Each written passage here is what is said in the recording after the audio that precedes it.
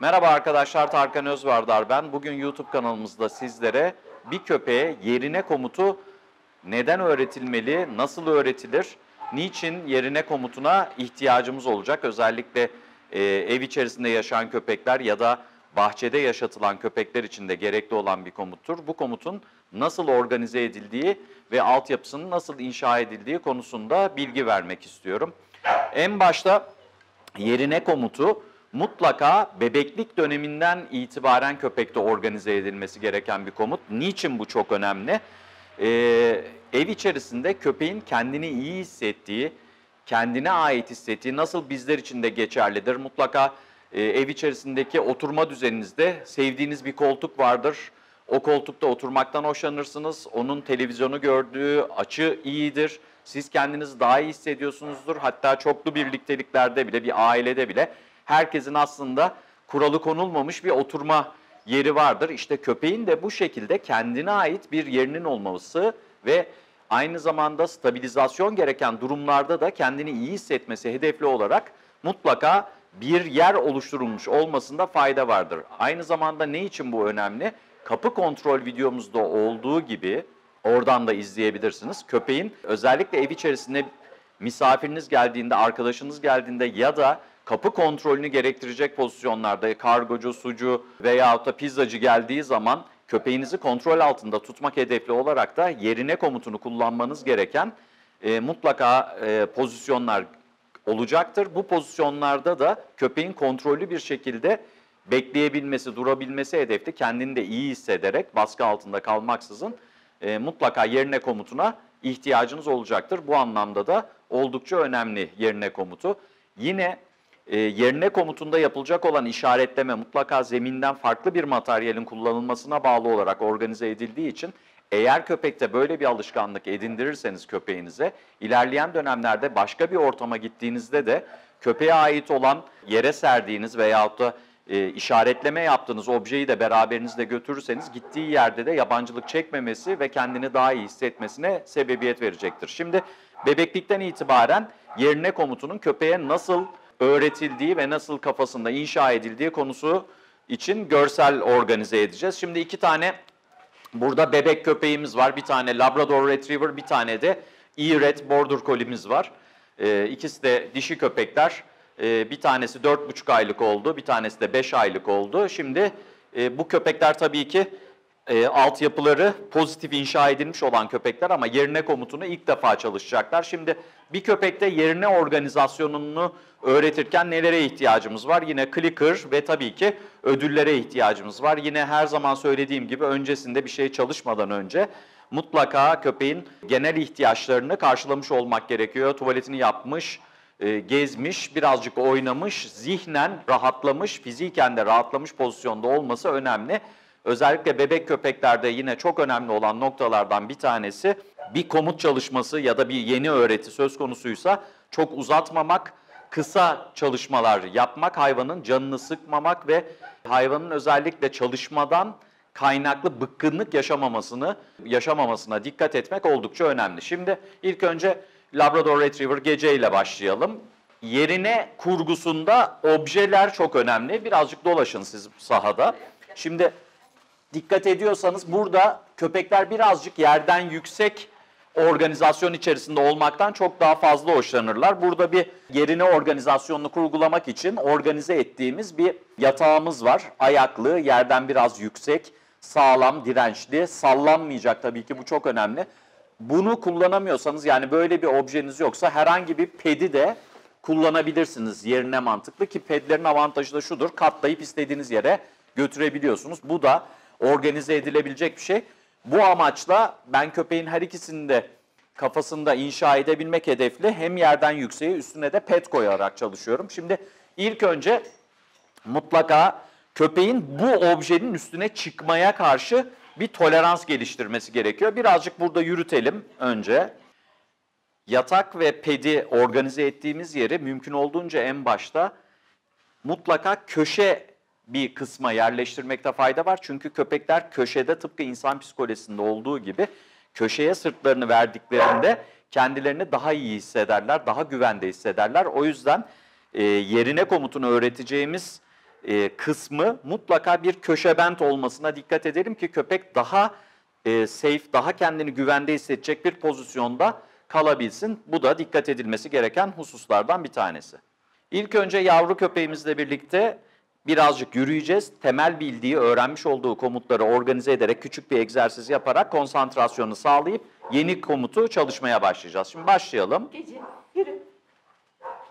Hı hı. Buraya, Güzel. otur. Clicker'ımızı hep kullanıyoruz. Güzel. Buraya, Hı hı. otur. Yat. Güzel.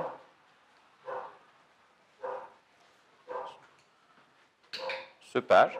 Şimdi getirelim böyle. Buraya.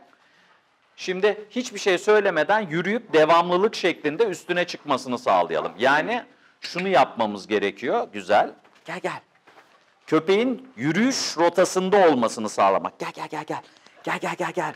Hop rahatlıkla basıp inmesi ve ilk basmalarda mutlaka onu ödüllendirmeli. Şimdi clicker'ı ben kullanacağım. Buraya. Sen normal yürüyüş ritminin içerisine dahil edeceksin o işi. Evet. Orada bir ödül. Evet. Yürü. Tabii ki köpeğe güzel şeyler söylemek gerekiyor. Doğru bir şeyler yaptığı zaman. Güzel. Yürü. Devam ediyoruz. Tekrar oraya. Yani o objelere basmaktan imtina etmemesi gerekiyor. İlk önce orayı kafasında normalleştirmek gerekiyor köpeğin. Daha sonra bildiği komutları orada uygulatmak. Baktık ki köpeğin hiçbir endişesi yok. Çıkarttık. Evet. Yürü. Güzel. Buraya. Gel gel. Güzel. Tekrar çıkartıyoruz. Yat. Evet. Aha, tekrar indirelim. Şimdi yine bir Buraya. yat komutu verelim orada. Yürü. Hop. Yat. Güzel. Tekrar indirelim. Yürü. Ve şimdi kısa bir bekle komutu çalışması. Yürü yürü yürü. Hop. Yat. Bekle. Hı hı. Hemen geri dönüyoruz.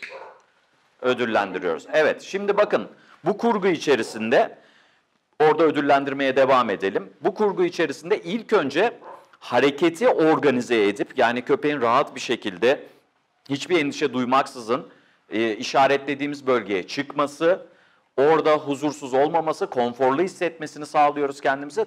Daha sonra bunu komut altına alacağız. Yani bütün komutların öğretiminde komutun kendiliğinden şekillenmesine yönelik köpeği tetiklemek, sonrasında da hareketi komut altına almak şeklinde bir sıralamamız olması gerekiyor. Şimdi bu aşamada köpeği oradan artık indirip komut altına almaya çalışacağız. İndirelim. Konforunu sağladık. Dönelim. Buraya. Şimdi geçerken yerine deyip elinle gösterme. Yerine. Evet. Aferin. Orada ödül yine. Tekrar iniyoruz. Yürü. Aha. Tekrar. Yerine. Yerine. Aferin. Güzel. Tekrar. Yürü. Yerine. İşaret. Yerine. Burada biz köpeğin aktarımına eşlik ederek yani aktarımın devamlılığı şeklinde işaretleme yerini yani sehpayı kullanmasını, yatağı kullanmasını sağlıyoruz. Bir sonraki adımda şu şekilde olması gerekiyor. Gelelim.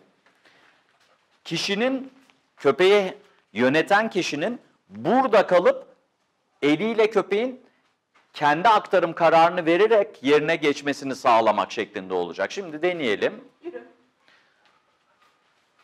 Yerine. Evet. Yerine. Güzel. Yat.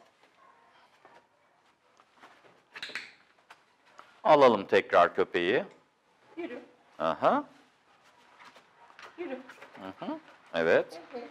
Tekrar. Şimdi şurada duralım. Duralım. Otur. Otur. Şimdi yerine yapalım olduğumuz yer. Yerine. Bravo. Süper. Bravo. Evet. Ödül. Bir yatıralım. Yat. Süper. Bir bekle.